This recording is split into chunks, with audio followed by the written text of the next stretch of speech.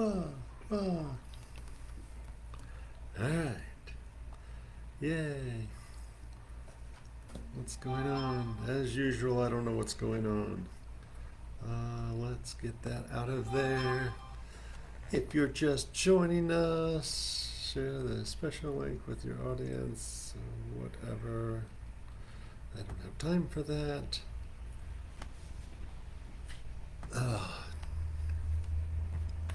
All right, now I gotta find my chat box. Yay! If anybody's on here, let us know who you are and where you're from. It looks like we have a decent connection. All right. That's a pinned comment. Yay! Default comment. Wow, I think I got the chat box. All right, so we'll get started here in exactly 5 minutes. So if you're just joining us, feel free to let us know who you are, where you're from, and all that kind of good stuff. If you've got a question you'd like to ask, I actually have a couple in the queue this evening, but feel free to type your question and I will scribble furiously so that we do our very best to get to everybody's questions. So I like the questions we got on here. There's always some good ones. All right, so and feel free to share. This is for everybody, not just my students. You know, you can be anybody's student, your own student, self-directed. It don't matter. So this is my chance to connect with everybody out there who's a weird herbalist. Yay. Oh, somebody's, oh, now I'm confused. Oh, we got people on here. Yay. For all of you who are on here. We will get started in just a few minutes, right at 6 o'clock. Feel free to post your questions. And I'm going to go turn my cell phone down because that's going to irritate the crap out of me. Be right back. Hug.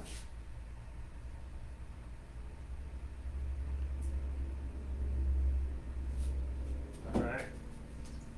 All right. Sorry about that. Station identification. Yes. So feel free to type any questions. We got a couple of good ones, and a few new faces posting questions. So I always like that. So feel free to share the event. And if you have to cut out early and you missed the question you're waiting for, feel free to check on our YouTube page for the Tradition School of Herbal Studies, where we have archived the last, oh my God, it's 2 years of doing this, 3 years, I don't know, a really long time. So feel free to post anything. And if you're just jumping on, let us know who you are, where you're from. And I signed on later than usual. Usually I'm sitting here stalling for 10, 15 minutes. So we will get started in 3 minutes with lots of cool questions and other interesting stuff. That's so weird. Oh well. Presumably. And somebody let me know that like my volume's up. You see my smiling face. That I know I'm in the right chat box because I never really know. Oh, and there's all kinds of exciting events coming up.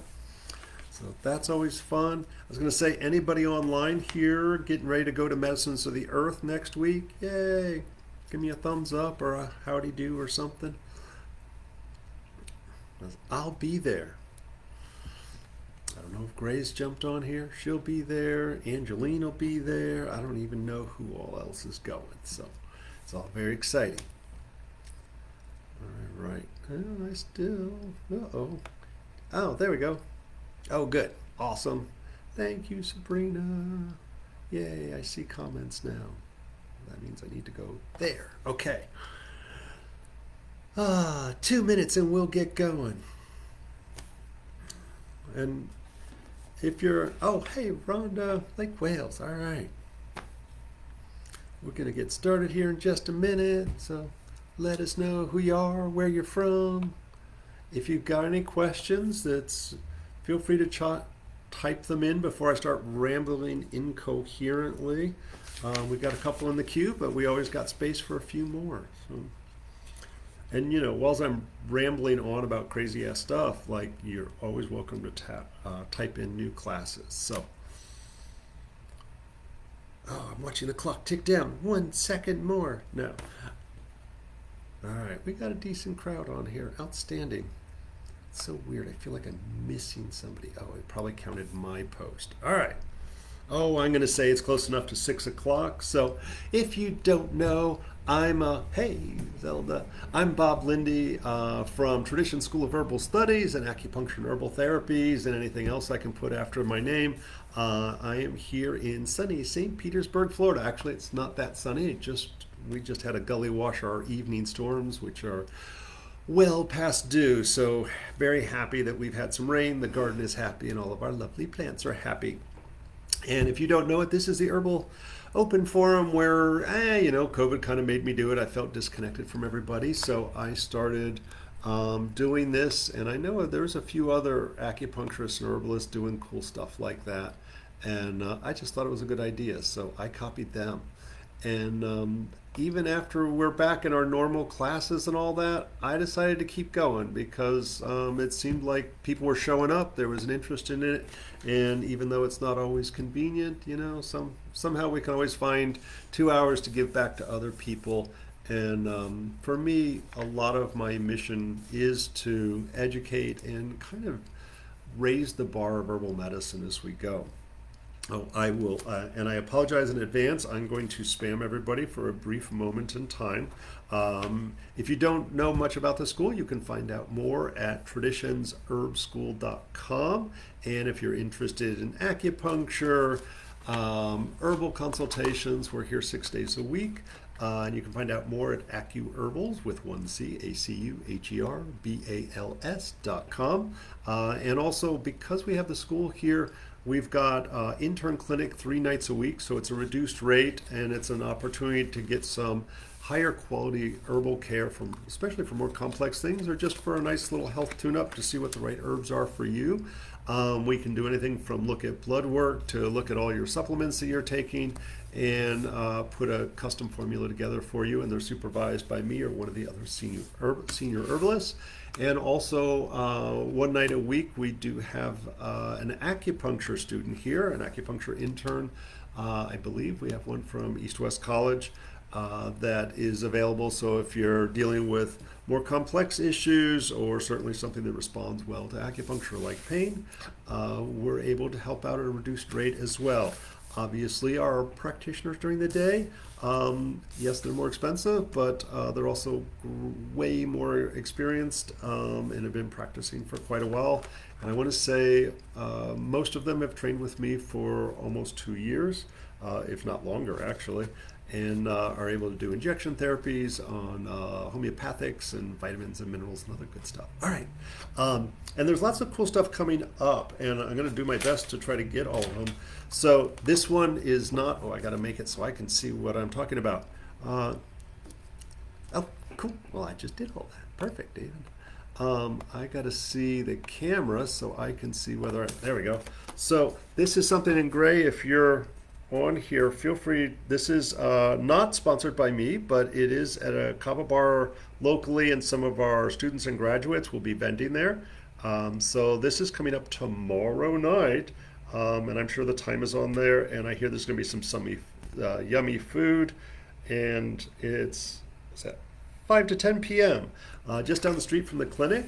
And also, if you don't know it, I'm going to be at Medicine's the Earth conference next week and having some fun, harvesting some medicine and playing a little bit in the woods. It's kind of my vacation, working vacation up in Asheville for Medicine of the Earth. I go there every year. So if any of you are going, feel free to give me a shout and let me know that you'll be up there. And whilst that's going on, we've got our full moon market is going on June 2nd. That's Friday night. That is a free event down by the school, 6340 Central. And it's not, again, we're hosting it, we're not putting it on. So it's a drum circle, lots of vendors, super fun time. And because it's later, it's an opportunity for you to wander the gardens. I'm not going to be there, so I won't be able to do an herb walk. But some of the plants are labeled, some of them just cool, and you can kind of start to see our progression as we get ready to do some construction there. And then that weekend, June 3rd, and 4th, there's a cupping workshop that's being put on by Higher Level Healing, and you can find out more at higherlevelhealing.com. I believe there's still space available in that workshop. It's very appropriate for acupuncturists, massage therapists, anybody who can touch. It's definitely, cupping is really magical stuff. And what else do we have coming up that is by us?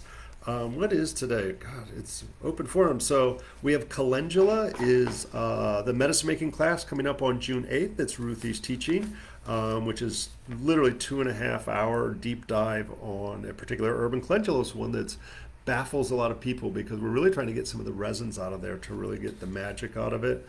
And then for those of you who are need a brush up on your anatomy and physiology, the digestive system will be covered by Trisha on June 15th. And the Young Person's Herbal Series, we'll be talking about summer solstice. That's taught by Ruthie as well. And then on June 29th will be Gray talking about Ayurvedic medicine. And she's doing something a little different. I'm really excited and curious whether this is going to be about botanical printmaking. So I think, and feel free to say words if you're on here, Gray. I know you're jumping on at some point. Oh no, I lost my chat box. Where's my chat? Okay, we're still on, but sorry, I'm gonna take a moment from my babblement. All right, there's my chat box. Wow. Hey, Sandra. Wow, you're okay. So far, you win the prize for furthest away, Chicago. That's my hometown. I was born there, at least. So the printmaking class is going to be something different, and I think we're going to be doing cool stuff with some of the leaves out there, and somehow that's all going to get tied in. So I know Gray's excited about teaching something that she plays with a lot personally. She's got quite the artistic talent, and so it'll be a fun little different thing. So I'm jazzed about it. All right, I think that's all the spam for the moment. So I'll do another spam at 7, so I promise not to go too far. Where shall we start? I'm going to start at a simple one so I don't hurt my brain and get my brain warmed up for all this good stuff. So, no, that's a hard one. Saving that one. Honeysuckle. Who is it? Oh, Tiffany. Tiffany asked a question about honeysuckle, and it's funny. I want to say it was probably one of the top 10 first herbs I learned as a kid, and I knew it as this yummy snack, and it grows here in Florida. I believe it's considered invasive, and it's one of my favorite treats when I go up to North Carolina and go hiking in the woods there. I always get super excited because it's probably not in a good way, a prolific grower up there. And wow, I just noticed, man, we got a gang on here tonight. So that's awesome. So for any of you who are just joining us, feel free to type more questions in here, and we will do our very best to get through all the goodness. And I knew it mostly as a snack. It was sweet with and ever so slightly bitter. And it's fairly easy to identify because there are both yellow and white flowers on it. So Tiffany, sorry. I usually make them bigger print, but yep, that is your question. And so Western herbalists don't work with it a whole lot. Chinese herbalism, it's actually one of our faves. We use the heck out of it. There's my chat box. I can type stuff. So this is actually a commonly used Chinese herb. Make sure I can spell, called Jin Yin Hua, which Bob's Bad Chinese, that means golden yellow flower. And so literally it is a description of the plant because there is both yellow and white colored flowers on the same vine. It's picked at a particular time in its growth, but we can use it at any time. Everything from the flowers to the fruit, to the leaves, and I've even heard of the roots and stems being used by some folks. We generally, and for some of you, the idea of energetics may be a little bit new, but whenever I talk about herbs, I Hey, Amira. uh, Whenever I talk about herbs, I'm sorry, I'm trying to make sure I'm not getting too creepy as I lean forward here. Um, there we go. All right.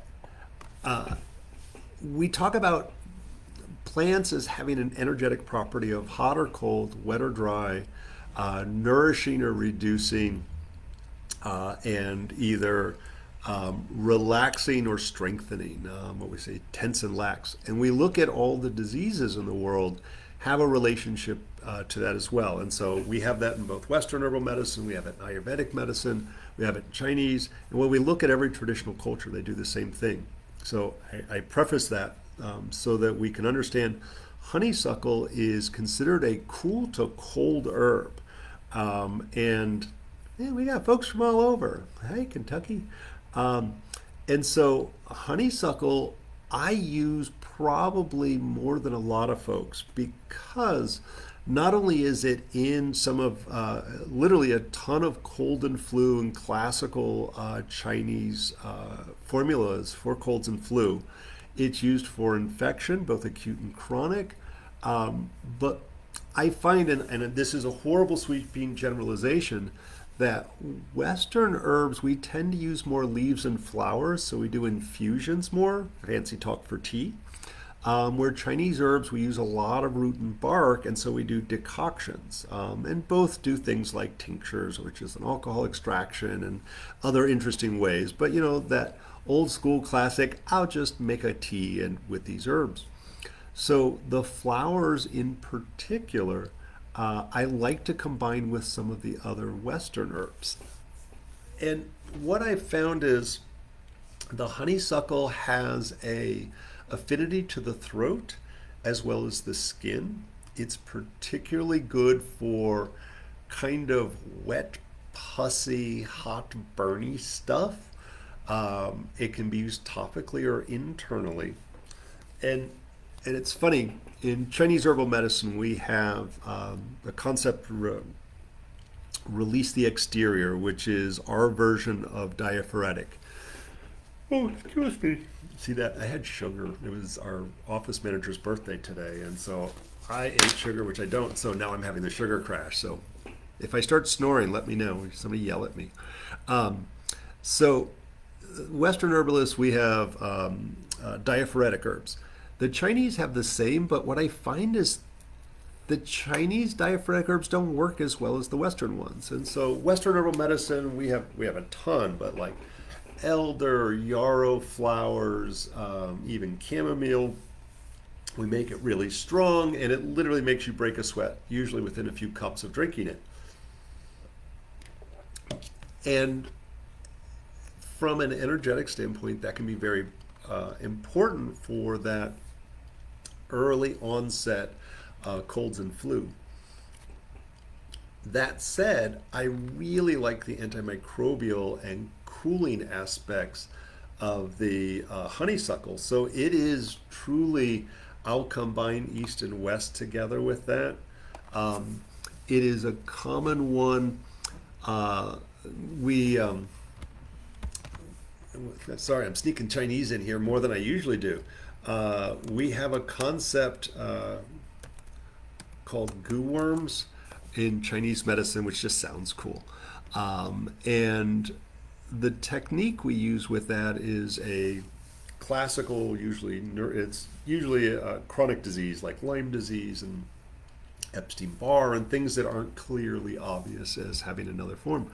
And so we'll oftentimes have a nourishing formula, but then we put some killy stuff in it.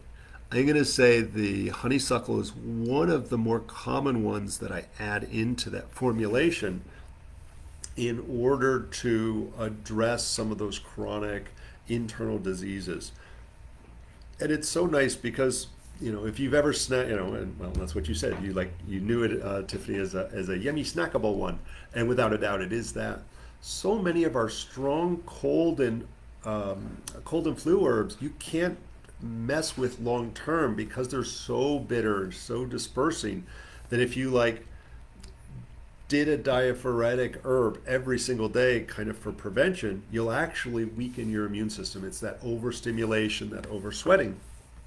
So honeysuckle is one of those exceptions, and although it's cold and will at some point have a negative effect, the sweetness that we see specifically in the flowers um, makes it one that you can use longer term.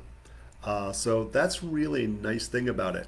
Um, Honestly, Tiffany, topically, I just like to mash things up and smack them on something. I am a huge fan of spit poultice, or just, you don't have to actually chew it up, but I'm so the first one to start chewing herbs up and spitting them on somebody.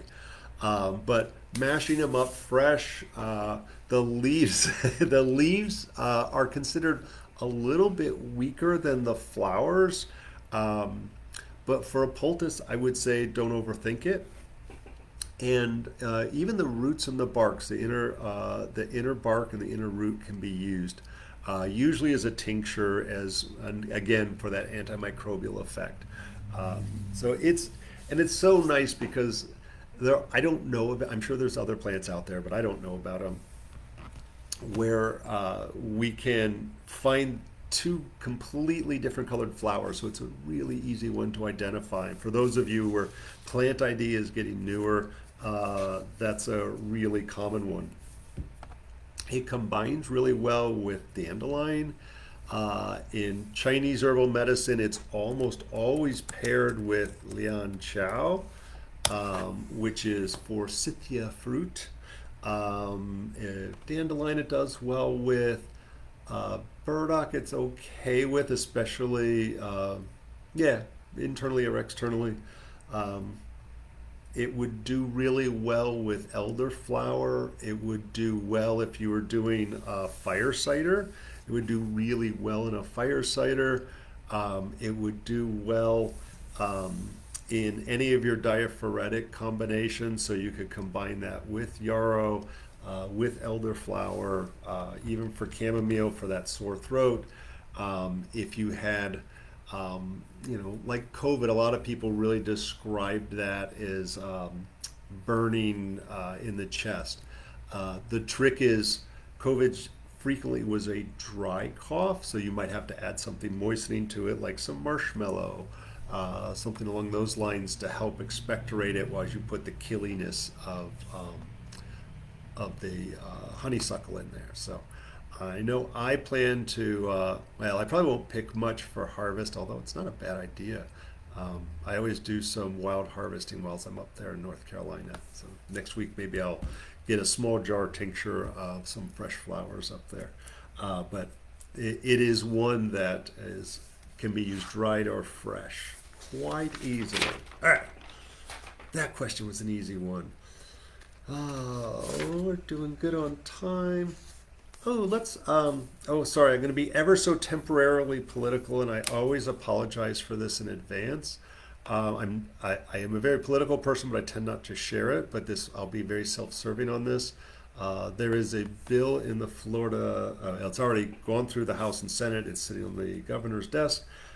Senate Bill 230, which is an attempt to restrict the term doctor or physician only to MDs. And so, although I don't usually sit there and tout my Doctor of Oriental Medicine, acupuncture physician title, oh yeah, I didn't say what my skills were, but I also feel it's part of that scope creep. So yes, creep. There we go. So if any of you want, see your acupuncturist and see them as your primary care physician. Certainly our scope of practice in the Florida medical statutes does allow for that and uses that term. Feel free to call the governor's office, email them, and say, please vote no or veto Senate Bill 230. And that will be my last station identification on political stuff. So speaking of politics, we just started putting,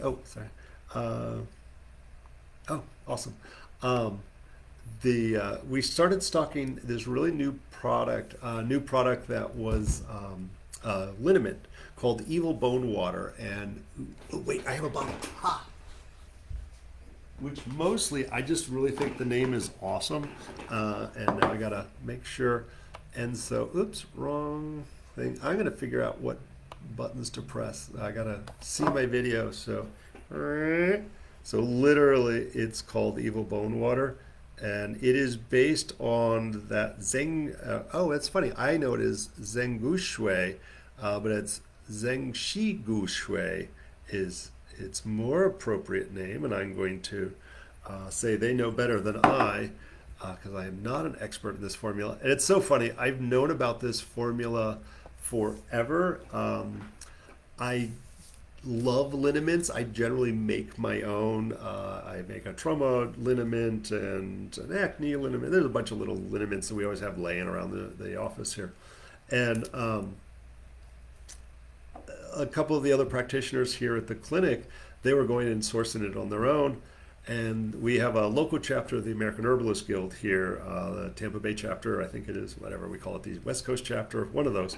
And so Shannon, who's now the Prez, has done this great job of every month coming up with some really unique activity. We went up a couple of months ago to one of our students has a wholesale cacao award-winning cool stuff, Ratza chocolate, and just super yummy chocolate. I think we're going to have that here in the apothecary soon. And so I had put a bug in her ear about the Evil Bone Water, and so he's been offering for my students and all to come up and see his facility there. Oh, that's too funny. I did not know you worked for Mark. That's hilarious. You'd think I knew. So we went up there. I think there was like 20 of us or something, got to see his whole process up there and some of the big exciting stuff that's coming up.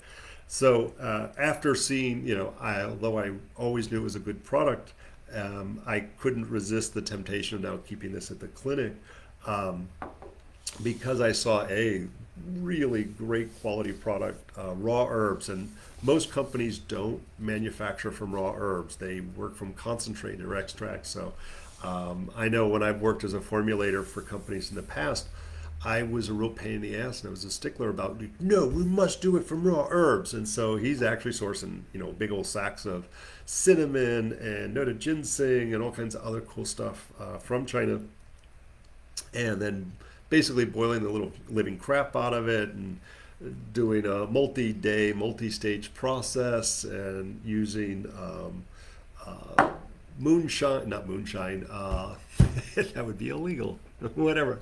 Oh my God, high proof alcohol, I can't think of the name.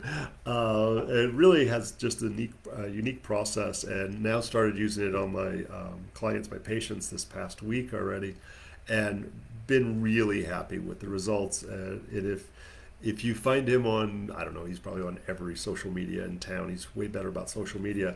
They're always coming up with new, interesting ways to use this. And it's a topical only. Please don't drink this. But think of it as for pain in particular, and especially chronic pain, but can be used for acute pain as well. Sorry, I'm watching.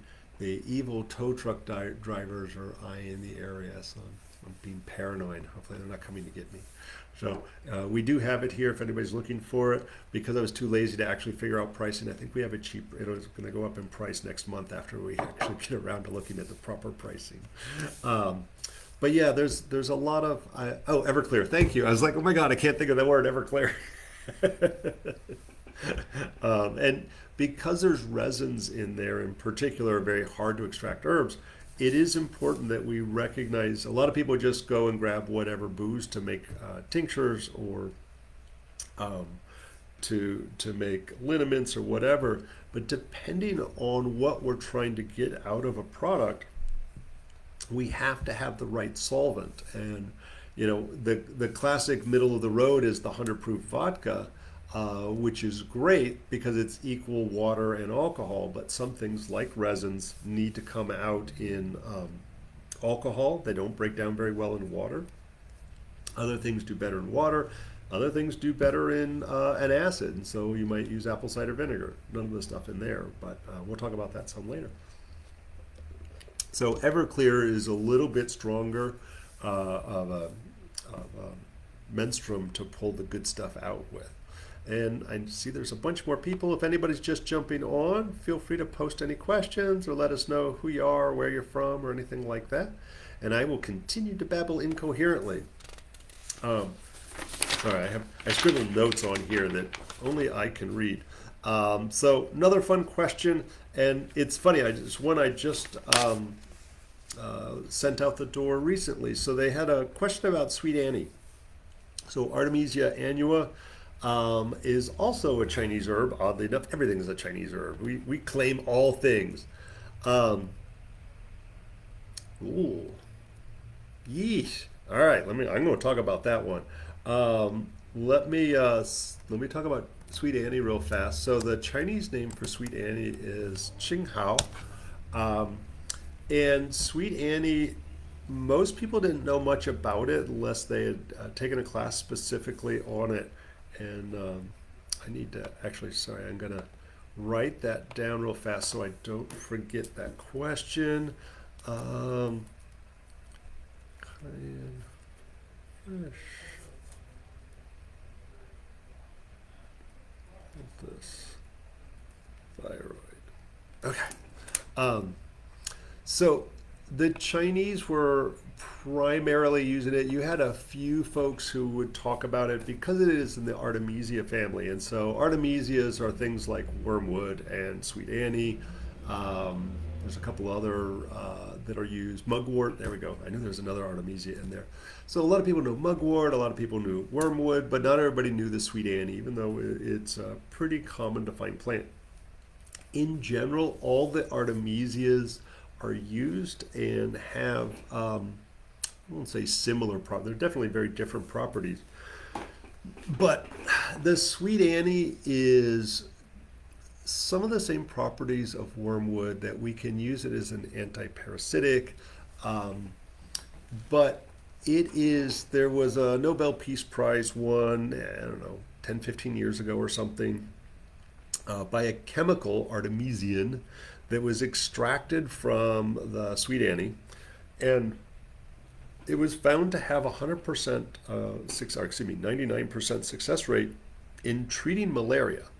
And if you don't know it, malaria literally is killing hundreds of thousands of people throughout the tropics every year. It is, when we look at sub-Saharan Africa, when we look at Southern Asia, this is a major issue that, the medications are iffy at best in prevention or treatment. Mosquito nets and getting rid of standing water is only so successful.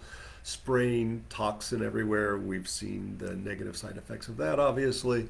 So the idea that we have a plant that can effectively treat malaria is really kind of a miracle. And the World Health Organization started ordering it manufactured and was distributed to lots of countries that were afflicted with malaria. But it was seen as a treatment rather than prevention, and which is good. So I did some research on Sweet Annie back in the day. I don't remember why, and one of the side effects of the malaria medications are around 50% successful in preventing malaria. And I think there's some newer ones that maybe kick it up to 70% success, but still not very impressive.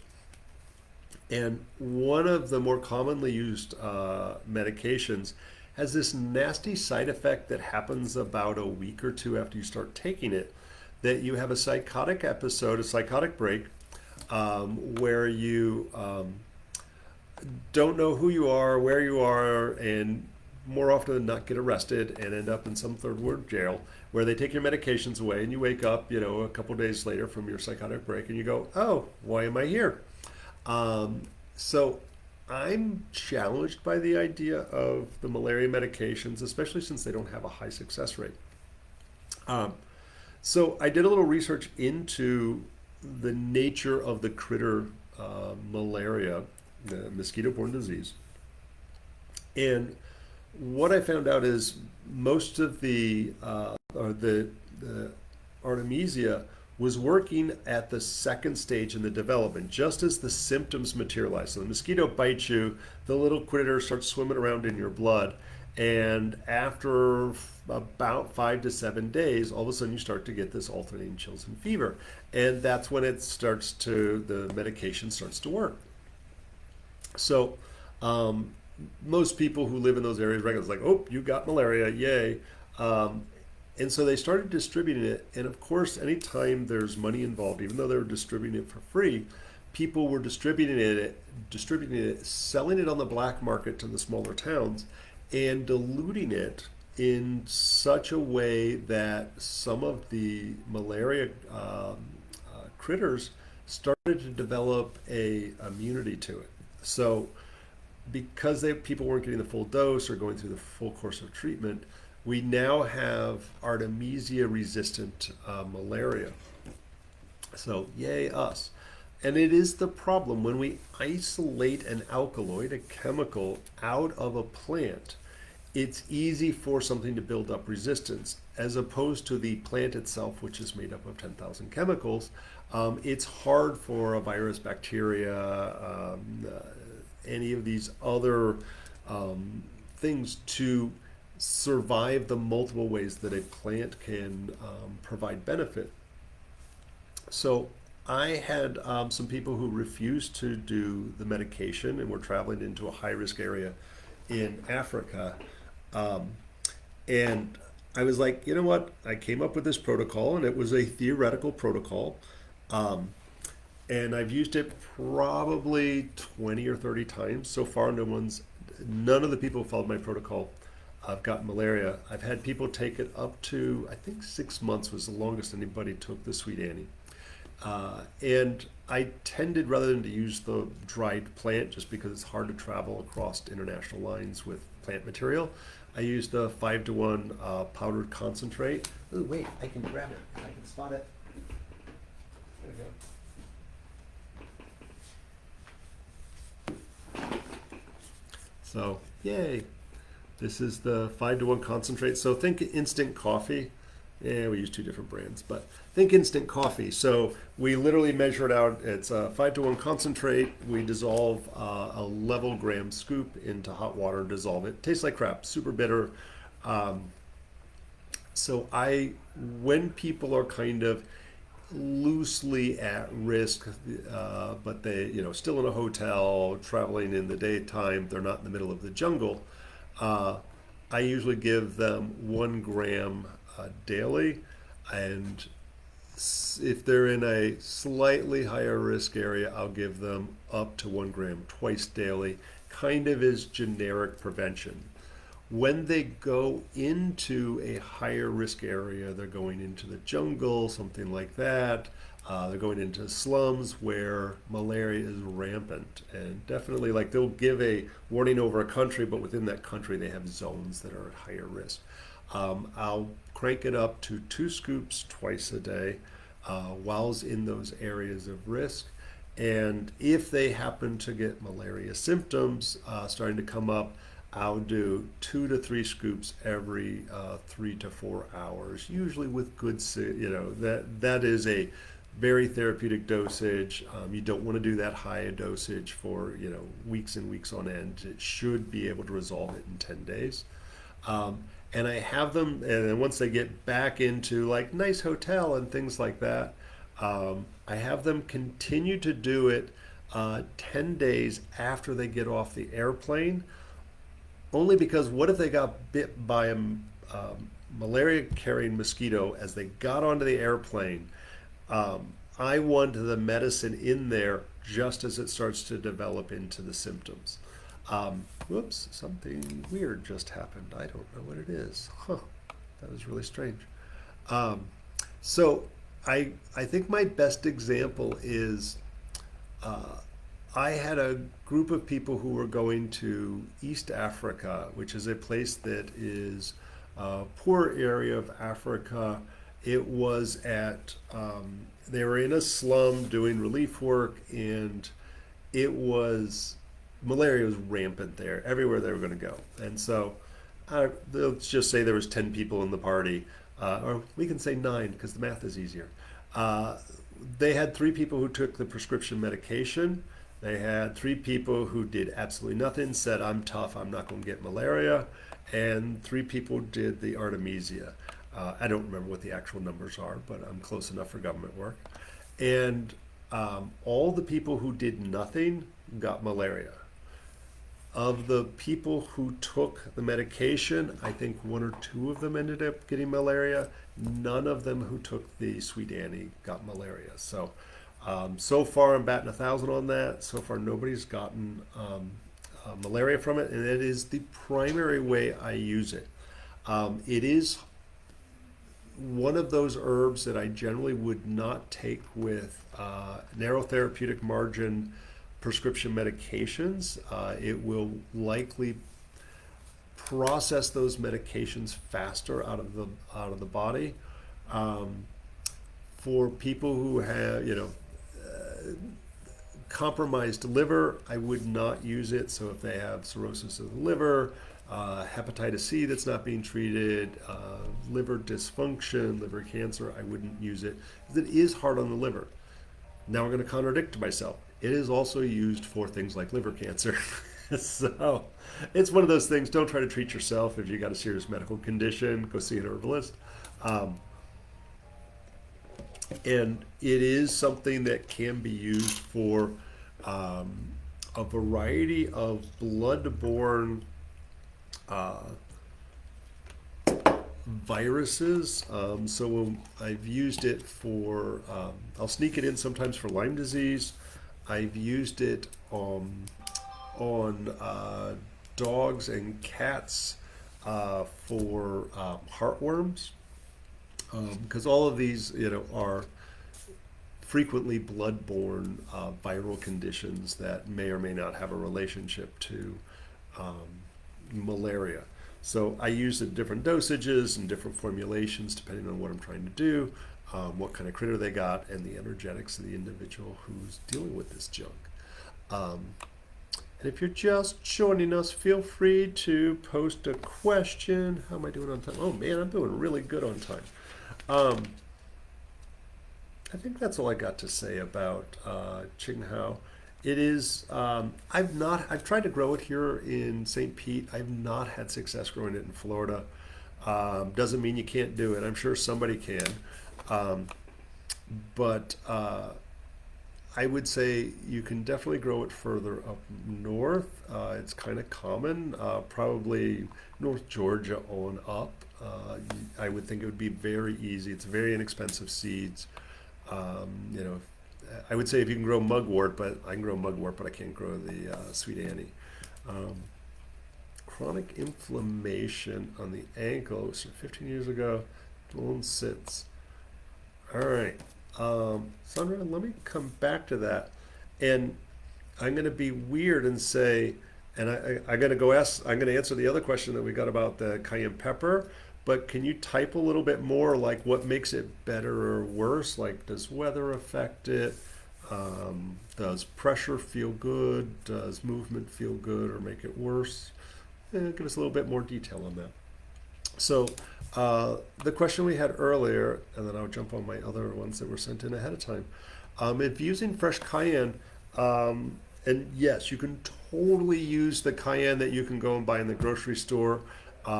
Fresh cayenne or dried, either one is totally fine. I've heard of putting a poultice on the thyroid. Ow, that sounds horrifying and really painful. I would say it will it'll stimulate something. You can use any of those hot peppers. So if you don't have cayenne at your grocery store, or if you can't grow them, you could use a habanero, you could use a bird pepper, like is all good. Everything in there, everything in that family. And I'll give you for instance, I've read about doing that topically for a thyroid. Cayenne, without a doubt, will blister your skin. If it's left on there too long. Somebody who has already hot, dry skin, so things like a hyperthyroid, or anemia or rosacea, I would say it would be likely they would cause skin damage. Um, I'll add to that, and Trisha is our local expert on thyroid stuff here.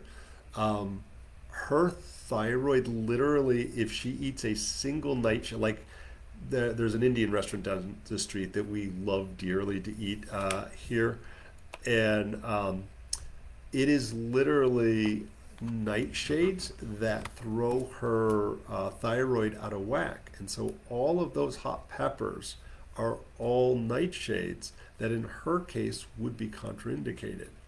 So in the case of hypothyroidism, I would say figure out why. And stress, being long-term stress or diet, are the two most common causes for the thyroid to go wonky, whether it's hypo or hyper. And it 100% can be controlled through stress management and diet, that people can control their thyroid. Um, so I know, oh my God, Back to Eden, they're about putting cayenne pepper in everything. They'll put it in your eye, they'll put it in your vagina, they'll rub it in a wound. Pass. Like it kind of works, but it's not curing the underlying cause, and more extreme care than is necessary. So we always want to do the least aggressive way. A goal for any illness, any herbalist, ideally every doctor, um, would be to create balance. Not, you think about it like, okay, some of y'all might be old enough to remember when we had to move the antennas on the TV. We didn't have cable yet and stuff like that. So if your reception wasn't coming in right, the most common thing was to go and smack the side of the TV as hard as we could, when really we just need to fine tune the antennas a little bit. And so both worked, but one would sometimes break your TV or knock it off the table. So I'm always cautious with that. That said, things like fire cider are great if you don't have a nightshade sensitivity. And I am seeing, I've been doing this for a very long time. I've been in formal herbal practice for about 25 years, studying herbs for probably almost twice that long. Literally started when I was a preteen. Uh, and I knew about nightshade sensitivities, but honestly never saw them. I think I was like one every other year or something, I would see a nightshade sensitivity. For whatever reason, in the last 5 years, I'm going to say I'm seeing 1 in 5 people with a nightshade sensitivity, and that's scary. Hey, Susan. Um, and so, if you don't know, nightshades are anything potatoes, tomatoes, uh, peppers, and that's everything from a green pepper that you put in your salad all the way through to habanero, bird pepper, and so forth. Eggplant, ashwagandha, and for all of you who have an adrenal formula that's helping you with your stress, if you have a nightshade sensitivity, that ashwagandha may be causing a low-grade inflammation. Goji berries, gochitsa. Uh, uh, yeah, that's not a sensitivity. That's an outright allergy then. One that people frequently also forget is tobacco is a nightshade. Paprika is a nightshade. Um, I'm sure there's some other ones out there. It's one of those things to start to recognize. It's a long list, and there's some related stuff out there too. And again, still not that common, but a growing awareness of it. Or if you're like, I can't figure it out, it's one of those things to look at. When we have somebody do a food sensitive, when we have people do a food diary for us here at the clinic, we oftentimes will look, we're like, oh, are they getting a flare up of their symptoms every time they eat pasta or pizza? Is there a dairy? Is there, are they eating eggs every day? But one of the times we're like, all right, they're being really conscious of things like gluten and dairy and corn. And then all of a sudden we notice that they have a salad. We're like, what's in this salad? And it's tomatoes and things like that. I'll add to that, and it's an argument for your grandmama was smarter than you. The idea that now we just chop things up as fast as we can and cook with them. Uh, I remember in the 70s, I learned that like, oh, the skin on the potato is the part that's best for you. And then when a couple of years ago, I was doing some research on nightshades, and it's in the Solanaceae family. Well, the chemical solanase concentrates in the skin of the potato and is increased uh, by exposure to sunlight.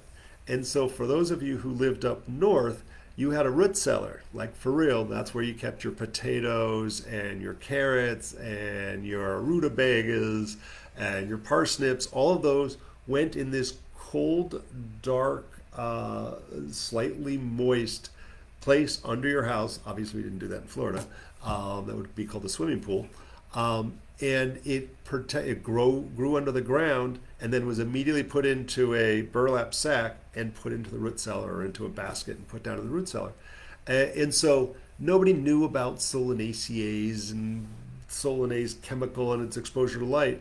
That's just the way everybody always did it. If we look at how tomatoes were processed back in the day, I don't care whether you grew up in Italy or you grew up in Mexico, you dipped your tomatoes in hot water so you could easily peel off the skin, and then you would squeeze the seeds out of it. It was the skin and the seeds that were highest in the solanase. You also had the things like green peppers or hot peppers. Besides being dried, we also saw that they would be charred, and again, the skin taken off. The real heat was in the seeds, so oftentimes the seeds would be taken out. And that would minimize the potential for adverse reactions on things. Humid weather, exercise, feeling in pain, standing or walking for long periods of time. Okay. And so humidity, but hot or cold doesn't help the ankle. And like if a cold front or a storm system comes through, does that cause an aggravation to the ankle at all? I know I ask weird questions, but ginger poultice, castor oil poultices haven't worked. But ibuprofen. Weather does affect it. Yay. Okay. Cool. I was hoping that. So, old injuries are weird. And a pain. And certainly, we could think about Western, you have a lymphatic issue, and there's capillary fragility, or you're sitting too long, blah, blah, blah. All of that might be true. And, sorry, good herbs in there. Gotta spit them out. So, without a doubt, we see foot and ankle swelling, edema, from people who are sitting too long. So getting up and doing some movement is important. Alternating hot and cold compresses or soaks can be really helpful because that's basically working the lymphatic system. I have let me see if I can do it. Sorry, I got to scroll down. I have an exercise for people who aren't going out. And there's 1,000 reasons why you can't go out and exercise. I don't know that you'll be able to see it, but up on your toes, back on your heels, and just kind of like rocking back and forth as best you can. Always hold on to something because you'll fall on your ass while you're doing this. That exercise, engaging the calves, can have a benefit for moving the lymph. But the actual pain, the fact that you're taking an NSAID, non-steroidal anti-inflammatory, shows that there is more than just poor lymphatic flow. There's actually inflammation. Otherwise, an NSAID, anti-inflammatory, wouldn't work. And it's always funny to me, we'll use an NSAID for hot things, which makes sense. That is the definition of inflammation. But we'll also things like a lot of pain is improved with heat. The reason why you tried a ginger poultice.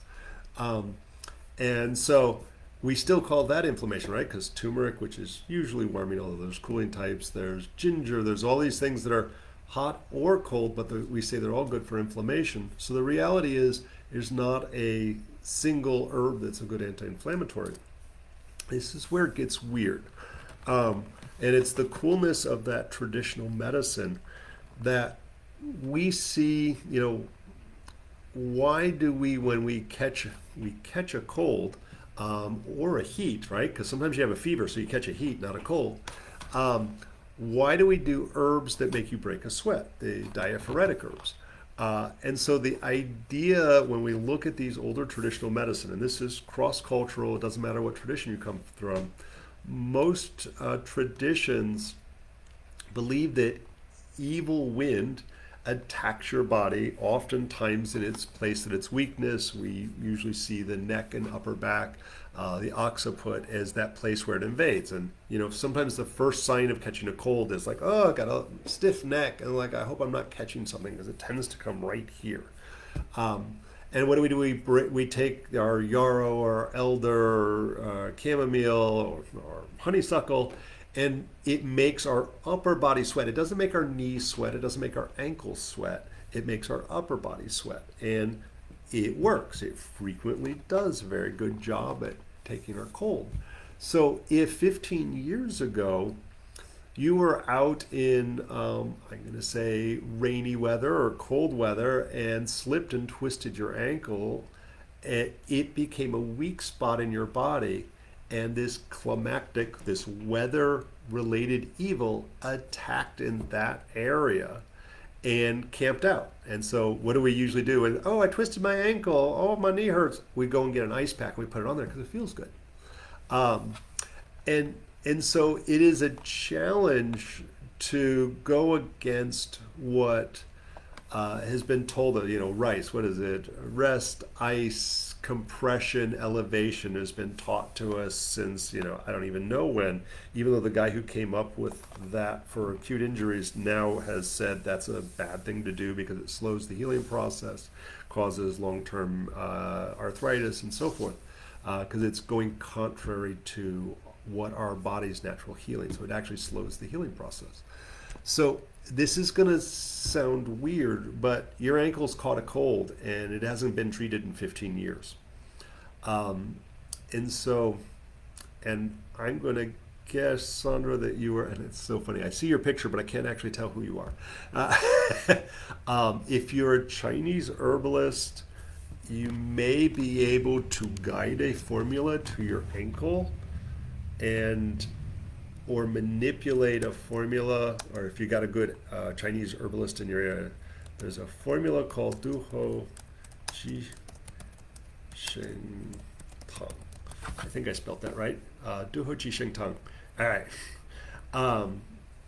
So that formula is for weather-related deficient pain, and it could include swelling, primarily in the lower body, but depending on your own energetic imbalances, it probably, okay, cool.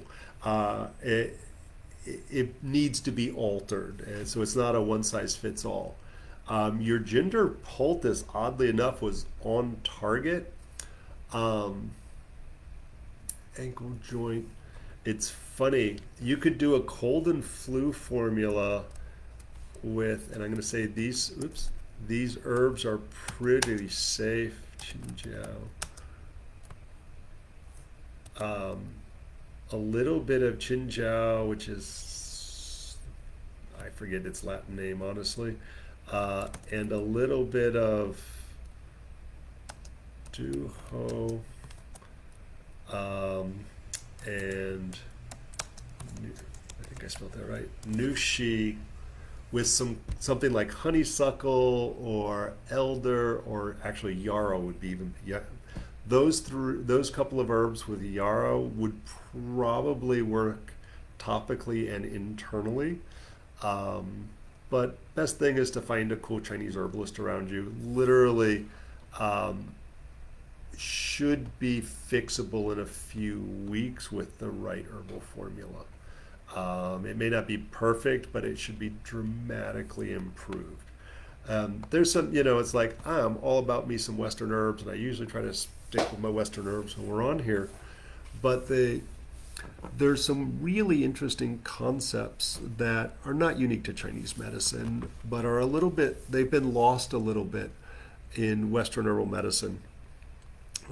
The idea that we can guide a formula to a particular part of the body, and we have some herbs in Western herbal medicine that does that, but not enough. And there are literally dozens and dozens of herbs that can do that effectively and almost creepily. In Western medicine, we see there is, in the last 20 years, been, the directed medicine where we get the chemo not to go through the entire body, but literally to target a tumor in an exact place in the body. So we're reducing the side effects and increasing the efficacy of those medications, not limited to that. And we see that a little bit. It's like dandelions for the liver. We say that a little bit, and without it does, and we have poop and herbs.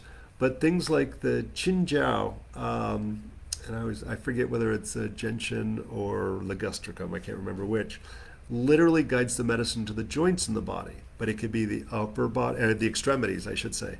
But is it going to the arms or to the legs? And so Duho guides to the lower body, and Nushi a little bit further down. And you can get fancier and guide it right to the ankle, but that's more work. And so that idea of we can take an herb that goes both upper extremities and lower extremities, but by adding other herbs in there, we can push it so that it focuses on that lower extremities of the body, to increase its efficacy. So we can take something like yarrow, which is for healing tissues. Think about Achilles, like he was dipped into a bath of yarrow in order to create that, in Greek mythology, protection of his body. And it was literally Achilles multiflora. So it's literally, the name of it is based on that Greek story about that protective body. So as a diaphoretic herb, release exterior, and protection and healing, but how do you get it to your ankle? Then then sometimes it helps to have some secret cool Chinese tricks up your sleeve like that. So and if you're just joining us, I've been watching our viewer count go up and down all over the place. Feel free to, hey, tell us who you are, where you're from, but also feel free to post any questions. I've got like 2 or 3 more.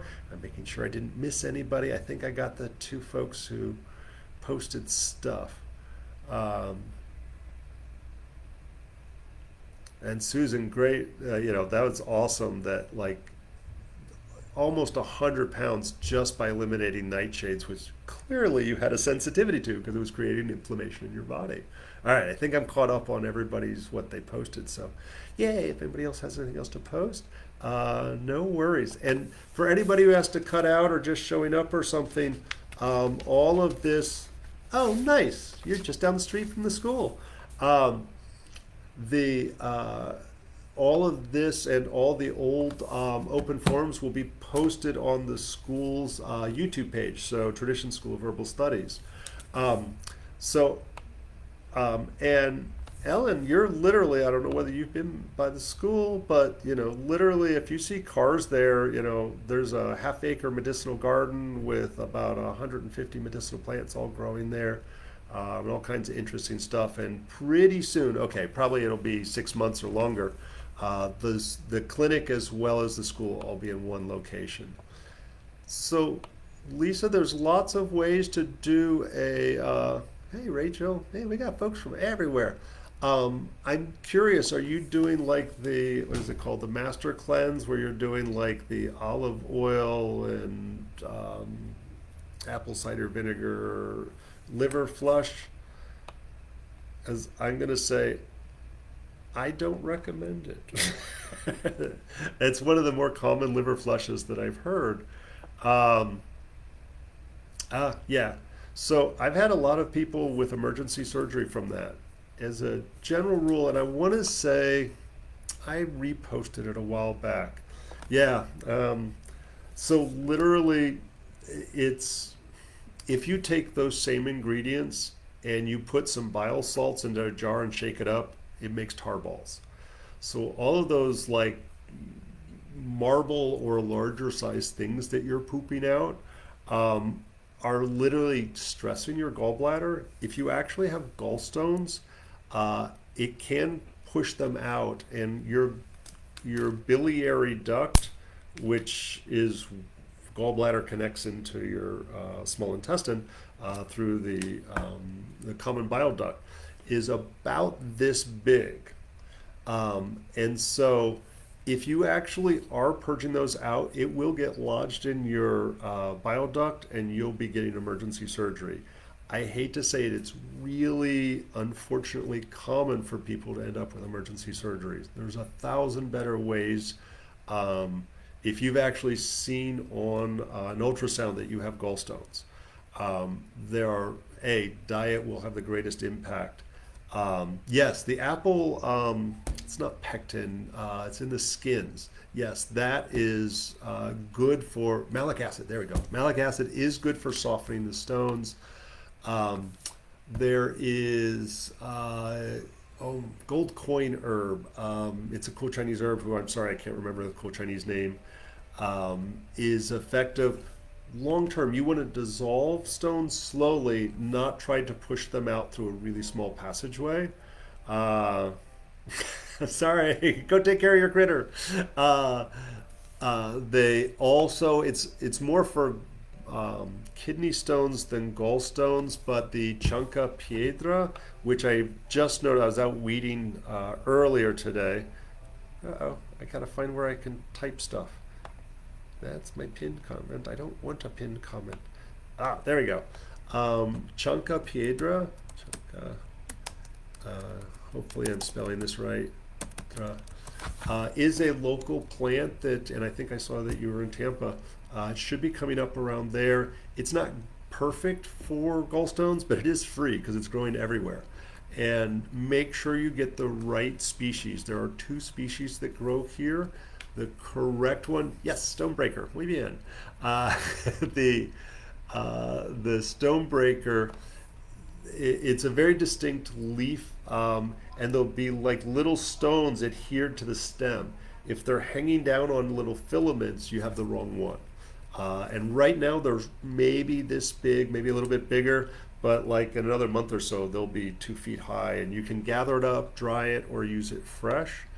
But that does have some benefits. That maybe with the malic acid from the apple skins, and obviously staying away from I love a good French fry, but fried food is the fast track to losing your gallbladder.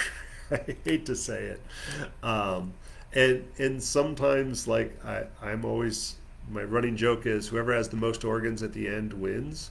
Um, but if it gets bad enough where you're like every time you have a little olive oil on your salad, you're puking or something. Sometimes it's right to lose that sucker. But yeah, diet change, using bitters, uh, yeah, that can do it. Yeah, yeah. It's like I know it's.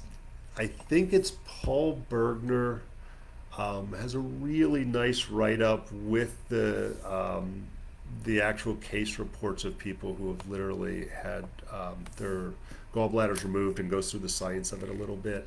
Paul Bergner's he's a smart dude. He's the first one to do crazy ass stuff, but he'll also yeah.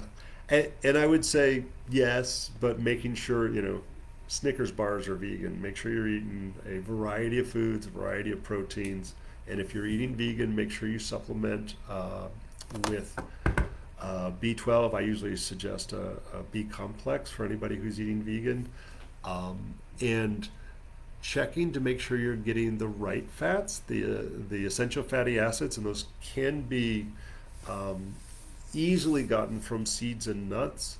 And there's a quick check. Hopefully you can see this. On your tricep, on the back of your arm, oh no.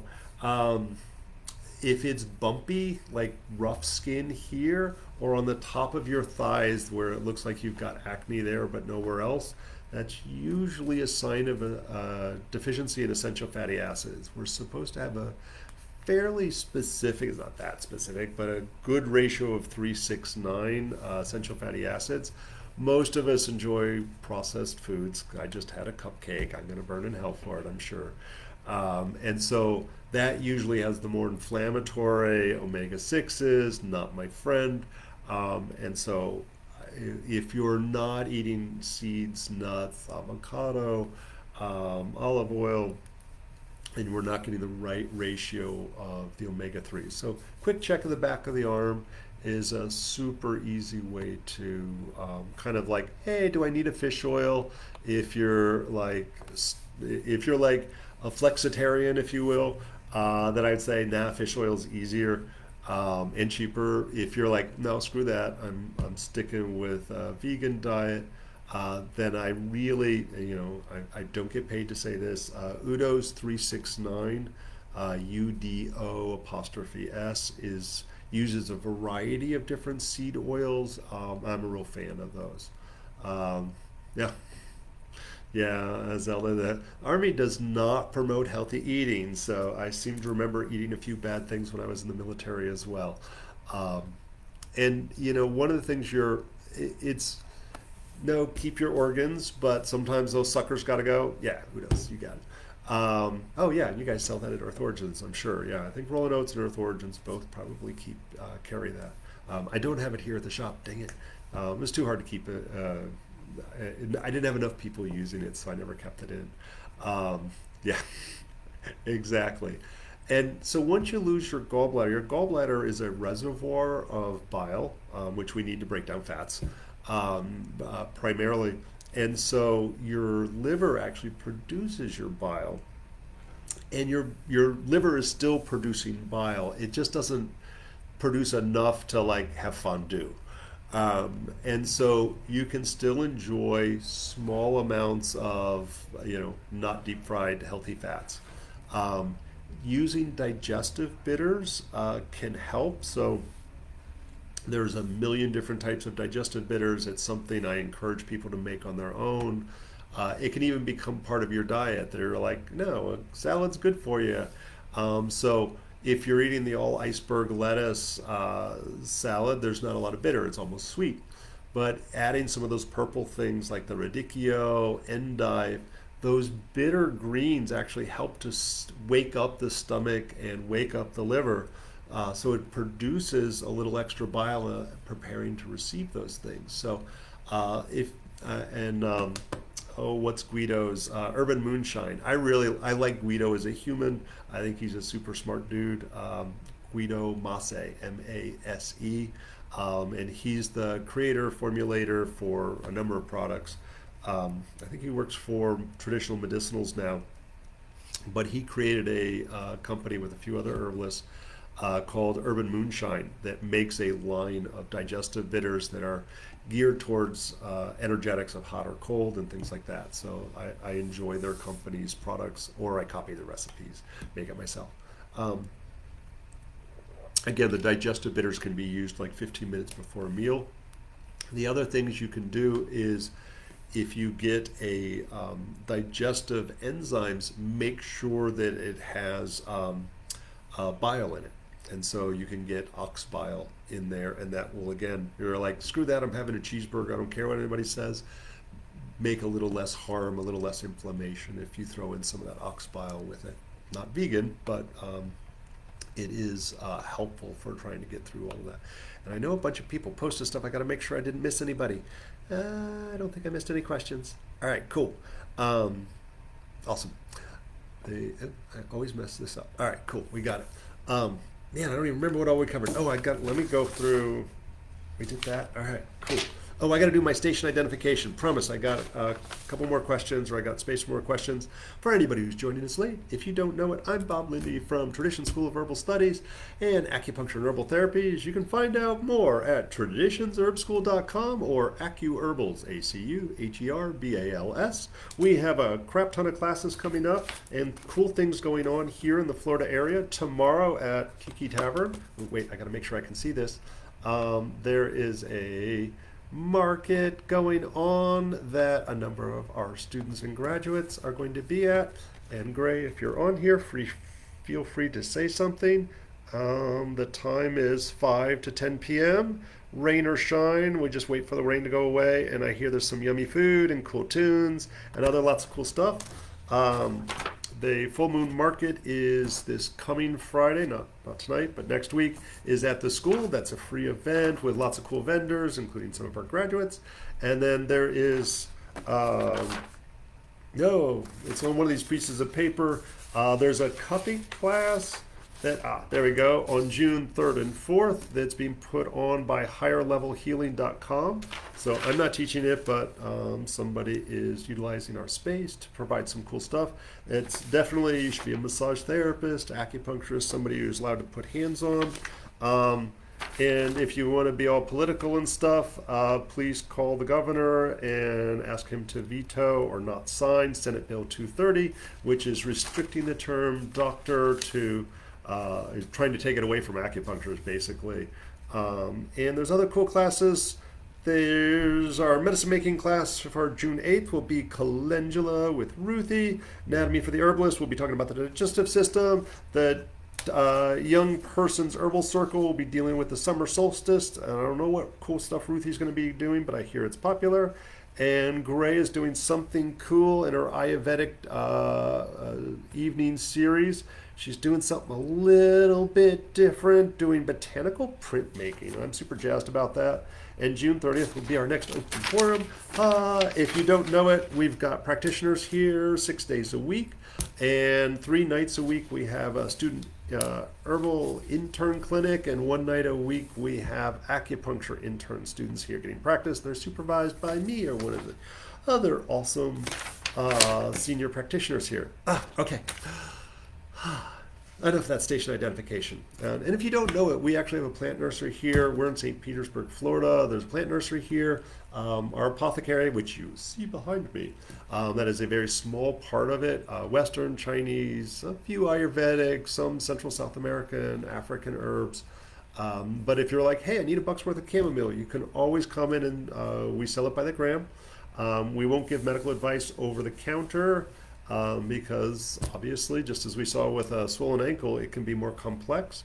And when we're talking internal herbs, we always have to be concerned about herb-drug interaction, pregnancy, and ultimately energetics, which gets more challenging.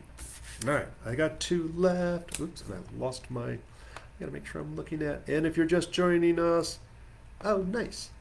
Oh, Thai massage is awesome. I'm pretty sure for the cupping class, which would do really well with that. Ooh, wait, I missed a question. Having a full thyroid. Ooh, full thyroid removal. Oh, hey, Liz.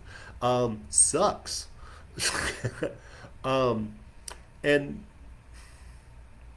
you know, sometimes when you have hyperthyroid, their treatment of choice is to remove your thyroid because they don't, if you have slightly elevated thyroid, there's some medications that sometimes work for that. Post-op, okay. But, you know, thyroid cancer, really severe hyperthyroid, they find it easier to take out your thyroid than nuke it or surgically remove it. And then it's easy for them to treat hypothyroid. So they're really good at that. They just suck at the hyper. So for any number of reasons why somebody might, be best benefited from that. If they've already had the surgery, the best you can do is kind of just, I hate to say it, bone broth and vitamin C and some really boring basic stuff to speed up the healing process and repair. If they haven't gone in yet for surgery, I'm really a fan of the homeopathic arnica or Tramiel. And there's a few new versions of Tramiel because the company made Tramiel. You can't source anymore, but they have a similar name. But generically, the homeopathic arnica is safe where actual arnica is, mildly toxic. And that can be used pre and post operative. Yarrow is an interesting one, and it's tough. Using actual herbs are challenging because they usually won't let you ingest any herbs for like anywhere from 5 to 10 days prior. Ooh, I don't know tea relief. Is that a thyroid thing or is that like a post-surgical thing?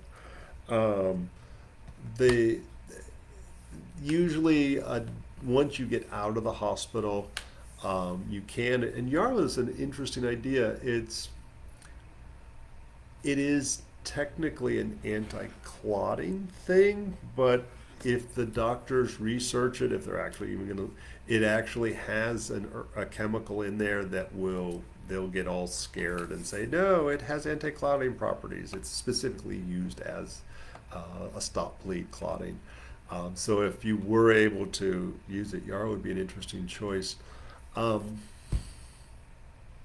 Boy, I'll tell you, usually when it comes to post-op on like probiotics, arnica, I get vitamin C in them as close to the surgery as I can. Vitamin E and A, alpha lipoic acid are all helpful. Oh, that's funny. What do I know? Um, um, Using things like astragalus can be helpful just to support the immune system is really good. Eh, those are the biggies. As organ removal surgeries go, although that is permanent and horrific, um, it's not as traumatizing to the body short term, but it throws your hormones out of whack because all of a sudden the producer of one of the hormones is challenging. You could consider things like DIM just so the hypothyroid works a little bit better to get rid of some of those excess estrogens. Some things that we don't use a lot, Healol, um, red clover, and as they just like get some of the crap out of the way, the body's going to go a little wackadoodle as it's trying to adjust. So literally managing the stress and supporting the healing process of all of that. Make sure the fats are present so that hormone production and cell receptor sites are able to utilize things as they're being produced, and then just once they get their gut under control with the probiotics. Violet's one I don't work with as much. That would actually probably be a great choice. Um, and I'll add to that the flower. And Liz, I know you know your flower essences, so it always sounds weird. Like it's emotionally traumatic, but it's also physically traumatic. And so your flower essences, just the rescue remedy, the 5-flower, would be super correct to do pre and post surgical for all of that. Yeah, Violet's native, so it always looks like it says violent and freaks me out. So. Right. Um, yeah, and you're not going to hurt anybody with a flower essence, so that's the nice thing. All right, we got another good question here. I'm going to read this one just because. Yeah, it's internally, wild violet's great, very cooling and moistening. And so knocking down the inflammation has an affinity to the throat. I wouldn't have thought of that one. That's a nice one. Um, Herbs for alcoholism, especially when it's more of an emotional dependence rather than a physical dependence. Binge drinking, high stress. Also, is kratom good for addiction, such as alcohol, or only for opiates? And so, I read that only because it's like there's a bunch of that's like 2 hours right there. So no, I'm going to do my very best. So I think it's important when there's some really good things she said there. There is physical dependence, and there can be emotional dependence. Something like cannabis, people become very emotionally attached to that, but a very small number of people will experience any kind of physical withdrawal symptoms from it. That's true of kratom. Like 10% of people will get physical withdrawal as if they were getting off of heroin, but most people it's a emotional, like it's our crutch to get through the day kind of thing. And so I used to teach drugs and alcohol for dropout prevention when I was working with kids a million years ago. And for subjects I didn't feel as competent to talk about, the we would bring in somebody from like I don't know, some government agency to talk to the kids about drugs are bad. So we had somebody, I don't remember where it came in, but they came in from like AA or something, and they were like, and they're asking all these eighth grade kids who are inner city kids, and they're like, how much do you have to drink a day to be an alcoholic? And they're just, a six pack, a case, a bottle, everybody. And I was like, I'm sitting in the background. I was the counselor. I was like, ooh, I'm smart. I was like, I have no idea how to answer that question. And she told a really interesting story. And it was a story about somebody who only drank 5 times in their life. And they drank to excess every time. And, one time they blacked out, the first time they blacked out, and they lost their job because they missed an important meeting that they were stressed out, so they went drinking. And another time they did something stupid and their wife left them. And another time they got in a car accident and killed somebody, and they ended up in jail. And so I really liked her definition, because there are people who just don't drink a certain amount every day. It's the idea of, when is it a problem? Is it when it adversely affects your life? So if you're waking up hungover and you're not able to function that day, and uh, then it's detrimental. Therefore, it's a problem. And whether we put the term addiction, emotionally addicted, whatever, a habit, it and it's funny. Like, I rarely drink. I used to drink more, but it's never been a problem. My dad was probably a functional alcoholic. My brother is in recovery from alcohol, so I saw what it could do. And like watching somebody drink a 2 liter of vodka, and down half a bottle for breakfast, was scary to me. But in the same sense, like, I know that if I have a glass of wine or two and I have to put sharp objects in people the next day, I know I'm not as sharp. The needles will hurt a little bit more. I won't be as, it affects my sinuses and stuff, so I'm not as sharp. I literally, I, I love popcorn, and there's a family tradition there. And I found that popcorn I have a sensitivity to corn probably. And so literally I'm like, okay, I'm not teaching for the next 2 days. I can have popcorn tonight, which is bad. Obviously, it's inflammation. It's never good for me. I'm not having popcorn tonight, I promise. So the more I notice the detrimental effects, the less I'll have, a glass of wine and so forth. Um, and it is very socially accepted. Like, no, when we're stressed out, I had a hard day at the office. We want to have a drink, and that's very normal. And I won't say it's good.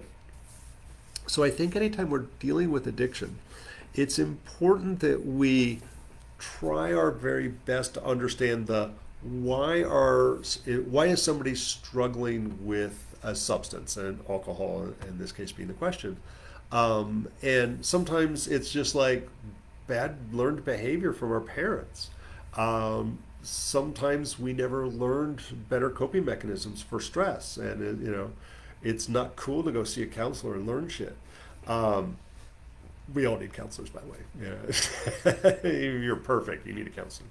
Um, the There can be, and one of the more common reasons is people are self-medicating. It's the concept of dual diagnosis. That there's an underlying mental emotional disorder, and that could be depression or whatever. And we're using alcohol or other substances to medicate because that particular disorder or disharmony, if we're talking cholinergic stuff, is not being addressed. Um, So it's funny. I scrolling through Facebook, and somebody's like, "I have sleep issues. What should I do? I've tried everything," and they're like, "The medications aren't working," and they also happen to be anemic, and so people don't correlate this underlying physical condition, anemia, having a relationship to anxiety and poor sleep, and yet we see that, or certain skin rashes and so forth. So a lot of times it's not like you're just a stupid head, you drink too much, which is our habit when we're in the middle of it. I remember my mother was very frustrated. Who would say about my brother, I don't understand why he drinks so much. He's smarter than that. It's not a question of smart or dumb. People who abuse substances, legal or illegal, it's not a question of intelligence. But so understanding the why is important and trying to get new tools in order to address it. That said, there are things we can do in the more acute phase to go through the physical aspect. I would say just the way it was written, because it sounded like it was a high stress coping mechanism, which is super common. So, how do we acquire new coping mechanisms, and how do we not piss them off by going, you know what? I don't like you drinking that much. It's not making either of us very happy.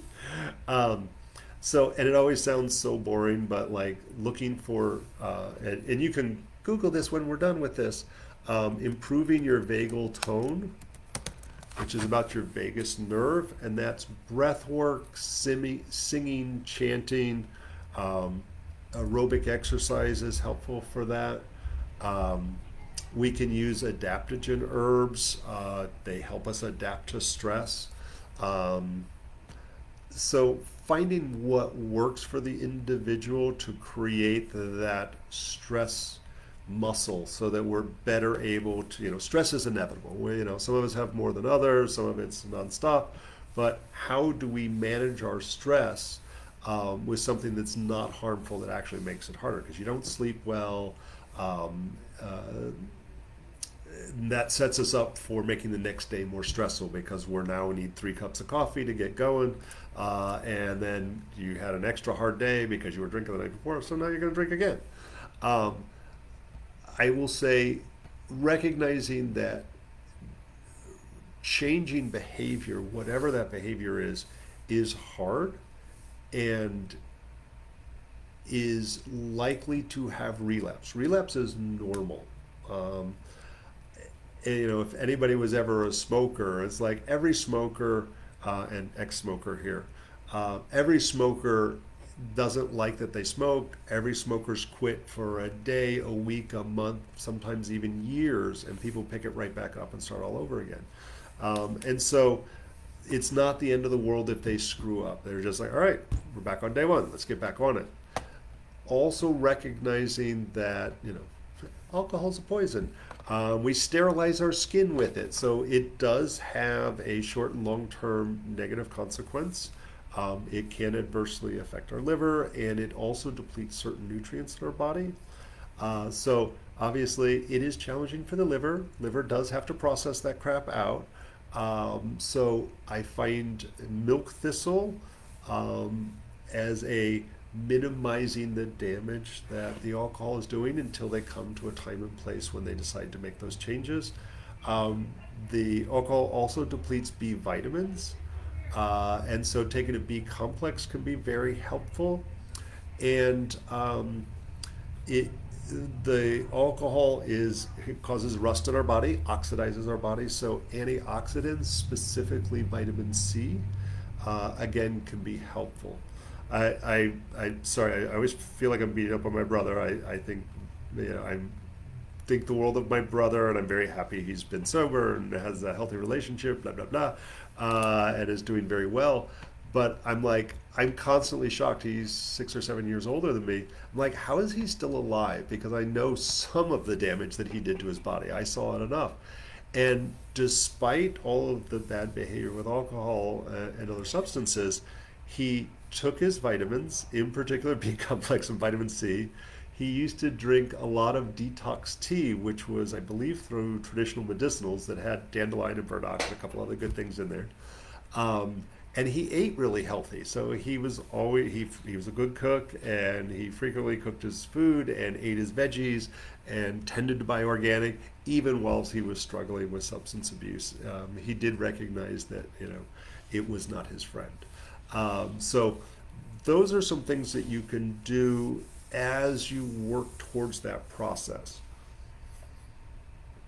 Something that can be helpful in the short term, I would say in long term as well, is the kudzu flower. And ideally, it's the vine that ate the South and all of that. Kudzu flower is a Chinese herb called Gegen Hua. It's a little bit, Gegen is kudzu root, which you can find anywhere. The flower is a little bit harder to find, and I think it's most effective when you pick it fresh. I'm hoping, it always depends on the weather patterns. I'm hoping when I go up to North Carolina next week, I can find enough to harvest it fresh, because I don't have any fresh. I have it dried. But that seems to help both with the emotional idea of addiction, but also the plant processes the alcohol out of your body faster, and there's some decent research to support that. So when somebody goes like, all right, I need to stop this, I'm setting a stop date, blah blah blah, like, we need to get that out of their body as fast as possible. For that 2 weeks as they process it out, the kudzu flower can be really helpful.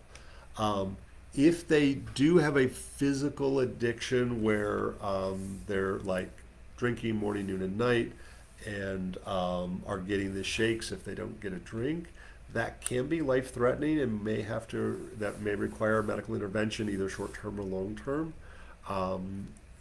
because the delirium there's your oh my god, the things like Klonopin, your category of drug, barbiturates, and alcohol, the two drugs that you can't cold turkey off of safely, that those two can kill you, and cause weird, not just dehydration, but blood pressure changes and key stuff. So if it's just like, nope, he needs to stop over drinking at night, but he won't die if he goes 24 hours, then he can do it safely on his own.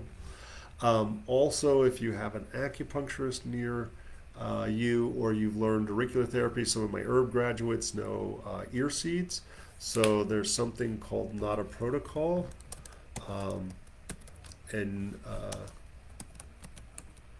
I would say, although there's people who sell, there I can spell. People sell this things that you can do yourself. Get somebody to do it. Alcoholics Anonymous sometimes have somebody who's allowed to do NADA in their facility, so you might be able to call around. Seeds obviously can be done by anybody, but it is very precise as to where they're placed. Acupuncturists all know how to do that, and it's just literally they'll do seeds or needles in the ear. It's good for a variety of things, but was specifically designed in Harlem. There's a long political story I'll spare you all, about how that was being used for heroin addiction. So without a doubt, alcohol and a number of other addictions, it can be really helpful. We said adaptogens. I would say, and especially for folks who have the physical dependence, I never use tinctures with them. So any mouthwash can be a trigger. Tinctures, like, oh, put it in hot water, it'll evaporate it off. I've worked with a lot of folks dealing with substance abuse. I say you can't just have a little bit of alcohol if you've got dependence, where you actually have an addiction to it. So I just say, no, it has to be zero. There's other ways we can get herbs in people. So they can suck it up. They drink nasty, crappy alcohol. They can drink some nasty, crappy herbs. So it's not as it's more doable than most people think. I also always encourage people to not. And sorry, massage therapists. When people are dealing with addiction, I frequently encourage months before they do any kind of deep tissue massage. Um, oh yeah, glycerin is an okay. I don't like working with glycerin, but it's an option.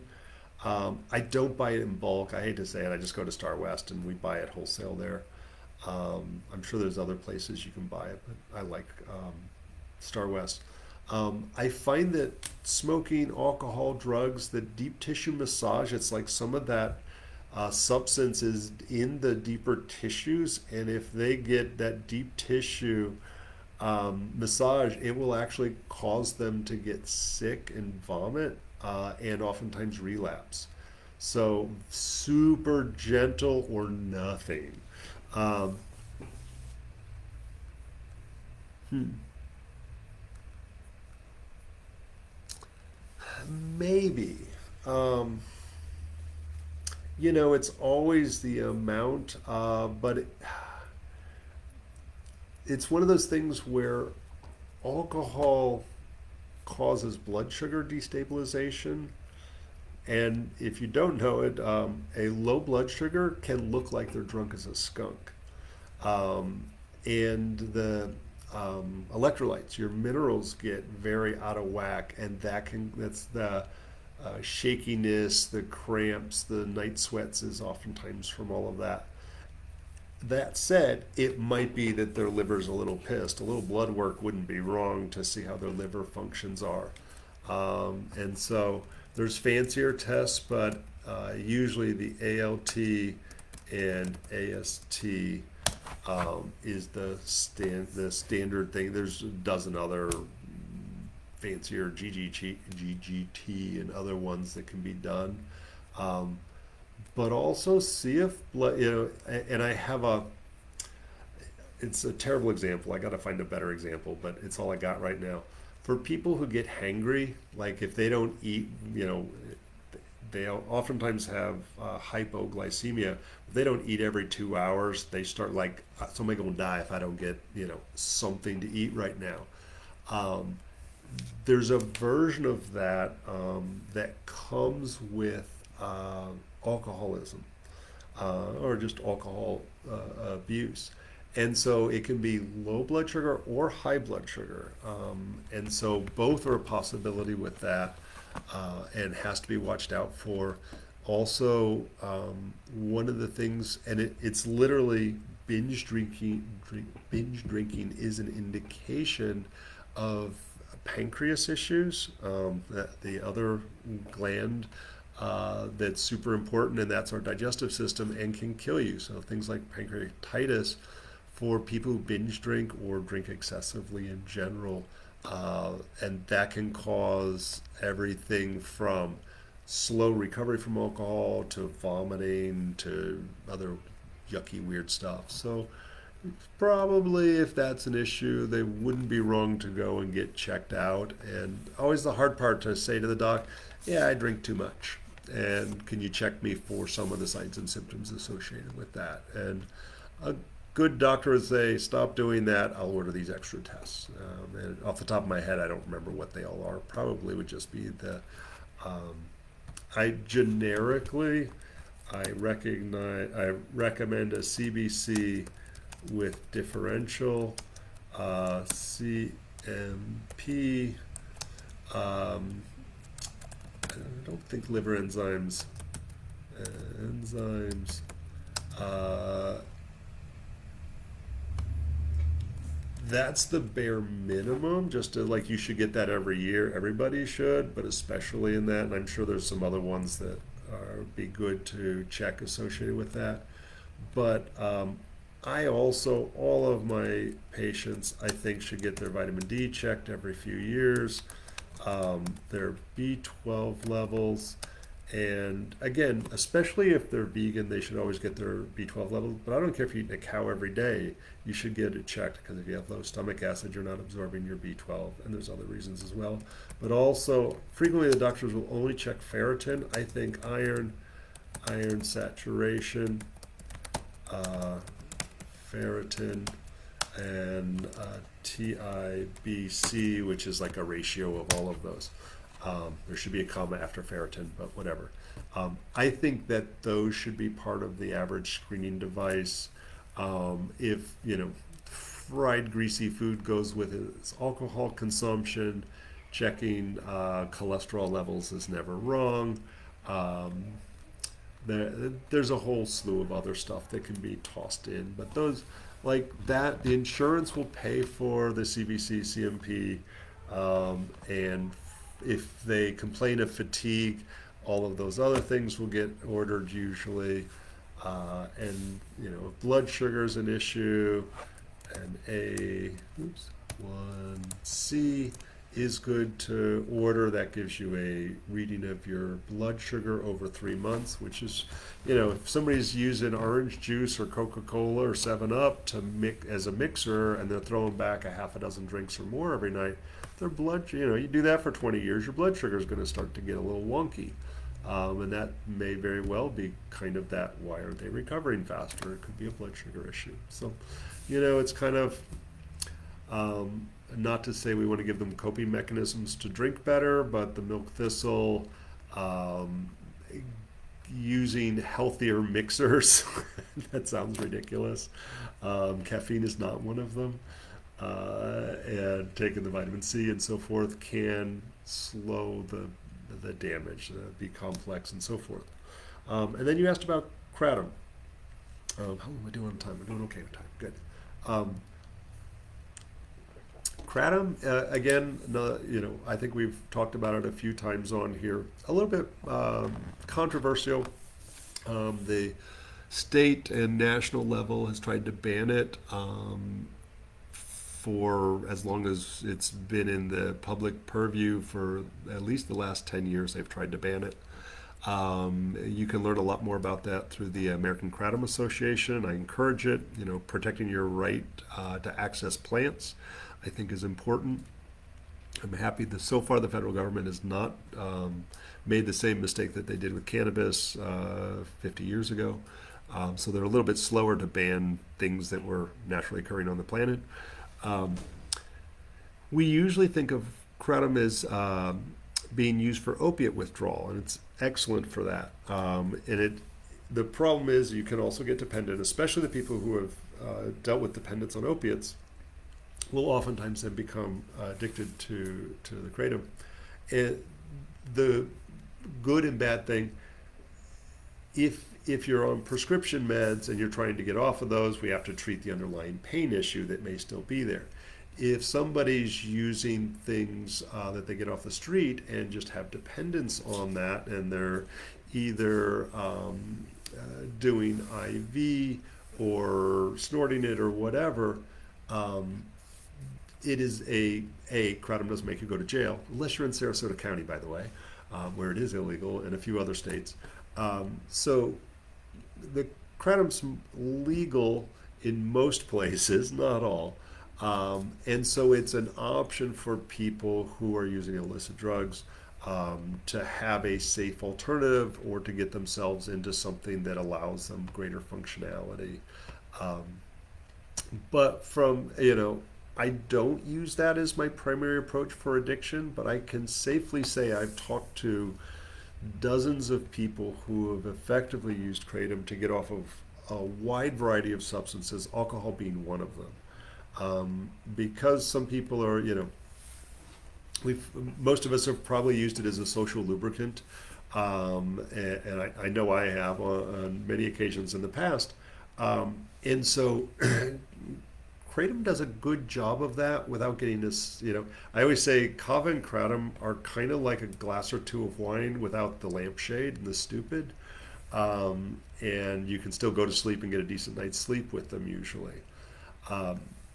So that is a possible alternative, but I would say a lot of the folks I've seen using alcohol are that ADHD, high energy, high stress, living on caffeine and monster drinks.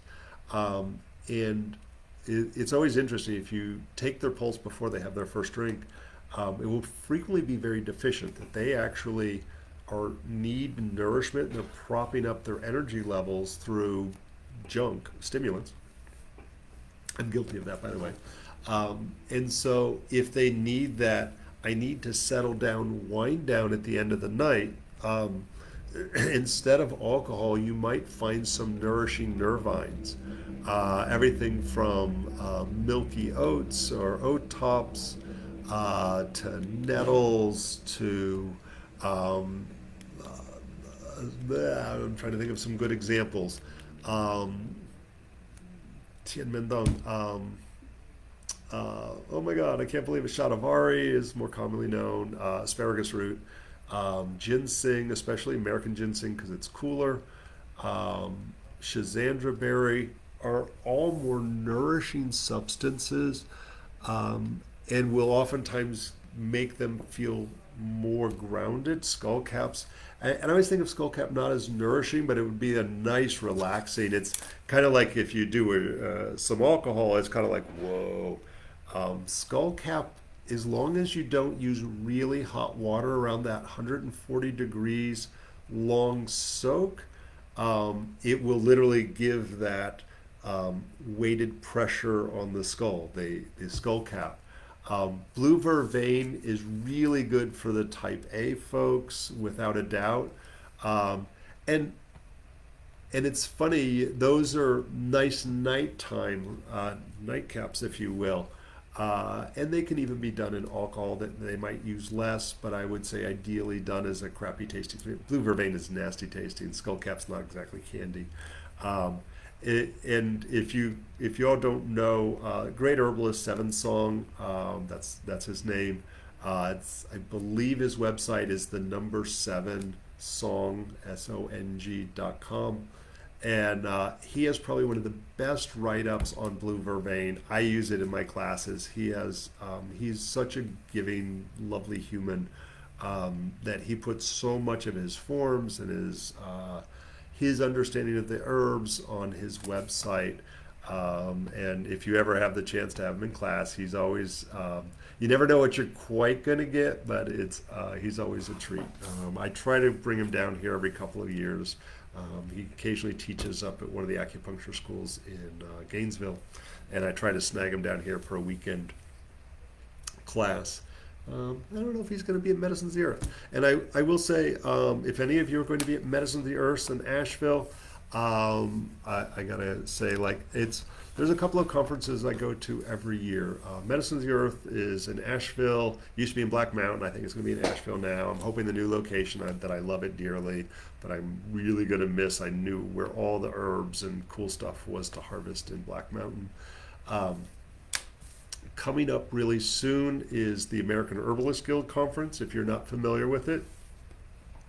Our professional organization for herbalists, they do a great job of everything from the wise woman tradition to the home herbalist to the professional practitioner. They really are great at raising the bar. Some of the books that you're reading, the people you're studying are the founding members of the American Herbalist Guild.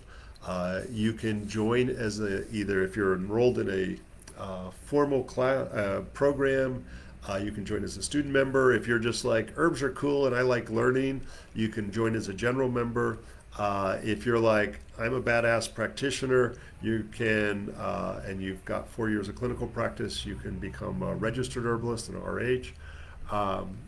And just the price of admission to be a member, supports and helps to protect your profession, but gives you access to about the last 25 years of information, lots of free stuff on a regular basis. And you're like, screw that, I don't join anything. Still get on their email list because they do a lot of cool free stuff as well, and educational stuff's already on their website even without it. But their conference location changes every year, and so they really do a good job of getting a mix of our old guard teachers as well as new up-and-coming teachers. So it gets a nice mix at their conference. We had it here in St. Pete about 10 plus years ago, and I'm hoping to get it back down here again. It changes location every year. So this coming October, it will be in Colorado, a place that we went a couple of years ago that I loved. It admittedly was cold, and I don't do cold, and it's at 9,000 feet, so altitude is a challenge. It's fun to see new terrain and to see OSHA and all kinds of other cool plants that were there. I seem to remember harvesting a plant or two and boxing them up and overnighting them as I was leaving on the plane. Um, and so I'm not teaching there this year. I usually teach every other year. They ask people to not apply every single year to teach. So I teach pretty much every other year for them. Um, and I'm really hoping to get a good showing from Florida so that we can sucker them into bringing the conference back down here again. For any of you that are acupuncturists, I always go to the FASOMA conference. This year it's down in the Miami area. Um, and that's, again, Florida State Oriental Medicine Association is our professional organization for acupuncturists here in the state of Florida, help protect our scope of practice. Every other year up in Massachusetts is the International Herb Symposium. Uh, I I always have to choose because it's literally this year it's the week after Medicines of the Earth, and so more often than not I teach at International Herb Conference, and for whatever reason I wasn't selected to teach this year, so I had to make a choice. So hopefully I'll be there in 2 years. But that one for real is international. It's not just a Canadian person. They bring in people from Central and South America, Europe, Russia, Africa, Asia, and Canada that are frequently there teaching. So I really feel like they do a good job of mixing the good medicinal kind of things to energetic medicine to spiritual medicine. So they really do a nice mix. They even have a veterinary track, which I think is freaking awesome. I really enjoyed their veterinary track as well as some of their other cool stuff that they've had there over the years. And I'm forgetting one. HG, blah, blah, blah. I guess that's all. I feel like I'm missing one. There's really interesting conferences everywhere. And it's just finding, Ruthie's going to a mushroom conference. Again this year, right now, she's at the Midwest Women's Conference. She just brought Ruthie's one of the other practitioners here, as well as one of the other teachers. She just bought an herb van, so she got the short bus to put the herbalists on. So she just took her first excursion. Is going up somewhere in the Midwest. I don't even know where they are to go to that conference up there. So conferences are great. They recharge your batteries. You get to meet cool new people. You get to see different directions and find teachers you want to learn from. So I always encourage people to go to whatever your profession is, go to the conferences. But obviously, if you're here listening to me babble, you think herbs are cool. I don't think, I didn't even say any of the cool things that we have coming up. There is, for those of you, and this is better for the practitioner, it might be I know somebody's, hey, Tabitha, Wisconsin, there you go. That's right, she stole your daughter and ran up there. For those, I would say massage therapist, acupuncturist, and honestly, herbalists. It is designed for the herbalist because half of it is me babbling. We have physical assessment coming up for the herbalist in July, and I'll put that in your brain space. It's $350 for people who aren't associated with the school, FASOMA or AHG. We did this for the first time last year, the year before, and I co-teach it with Tricia, who's one of the other teachers here, but is worked with orthopedic surgeons. She was an athletic trainer, also with some of the college and professional sports teams over the years. She's the one who goes and sits there and bends you around in funny shapes and decides whether or not you need a stretcher or not.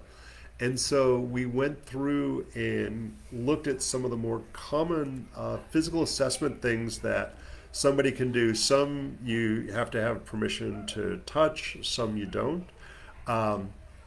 And then I would talk about the herbal approaches that we can use to address those. So it tends to be a small class because it's a limited number of people who are interested in kind of that. But I want to say that for a first time ever teaching it last year or the year before is really well received. I think we had like a dozen people in the class. And so lots of hands on. Make sure you wash your feet before you come. And we won't take some shoes off. Really had, it's funny, I was prepared for very advanced kind of herbal medicine. You know, we talked about it earlier about some of the directionality stuff. And I had to like dial it back a little bit because it was not the people I expected. So we definitely tailor the class for whoever's there. And I know for me as an acupuncturist, even though we learned a few physical assessment things to like see whether your neck's broke or your elbow's broke or your knees, you know, out and so forth. I did not get good training in that. And literally when I have a patient in the room, a client in the room, and I'm like, no, you just hurt that. I need somebody to look at that before I give you my 2 cents worth. I literally go in and get Trisha to do the physical assessment because she does such a she's got so much experience and does such a good job that she's been on the money in the past and also a great teacher for that kind of stuff. So put that on your calendar if that's something you're into. And I had an odd question. I don't know whether she's on here or not, and I'll make that. Oh my God. There's actually, I don't have enough time to talk about that one. I'm going to say, I'll do the short version. She had a family members, but it could have just been one. It was really hard to tell. That was having some respiratory issues / maybe bronchitis, maybe pneumonia, but also if it seemed like it was somebody just text messaging me and not like, I don't do care by text message if they're not my patient. Even then I sometimes just like make an appointment, I can't tell. But she had all of these concerns that may or may not have been accurate or appropriate, but it's the difficulty when we see a symptom and we make an assumption of what it is, but we don't look for the cause. And is it, if you have, oh, I got a cough and some crud in my lungs, is it you have bronchitis or pneumonia? Is it COVID? Is it a airborne allergy? Is it a food sensitivity? Is it something you were born with? Is it something you're acquiring? There's never a take this herb for that. We have to understand the mechanism of both a symptom, but ideally in the more advanced forms of traditional medicine, the pattern that's being created, because it's usually not a single symptom. And it's that pattern that allows us to combine herbs together to greater success. And that's true whether we're talking Western, Chinese, Central, South American, Ayurvedic. It's always about, especially for those more complex issues that are going on, if you catch, you're like, oh, I have an upset belly, have some chamomile, you'll be fine. But you're like, I have this chronic issue that's now caused me to be disabled and I'm on 27 medications. Don't Google the herb you should take for that, because it's not that simple. The herbs are powerful, powerful medicine and can correct the most complex issues to great success. For people, I always joke that this is the clinic of last resort, and usually we have good success. So it's important that we use a system outside of Western medicine, because it's usually Western medicine is failing somebody. That's why they're seeking out herbs. So we need to use that older system to understand how people are out of whack in order to get them back into balance so that they feel well. All right. I'm going to run away. We will do this again next month until I get tired of it or y'all stop showing up. If you missed some or all of this or want to hear all of my other babblement over the last few years, it's all on the Tradition School of Herbal Studies YouTube page. If you want to come see one of the practitioners here, get in the student clinic, whatever, call during normal business hours because I ain't picking up the phone right now. You can find out more. Check out acuherbals.com. That's Acupuncture and Herbal Therapies in St. Petersburg, Florida. Or to come learn cool shit from me or all the other awesome teachers here, check out Tradition School of Herbal Studies. Bye. go say hi to an herb.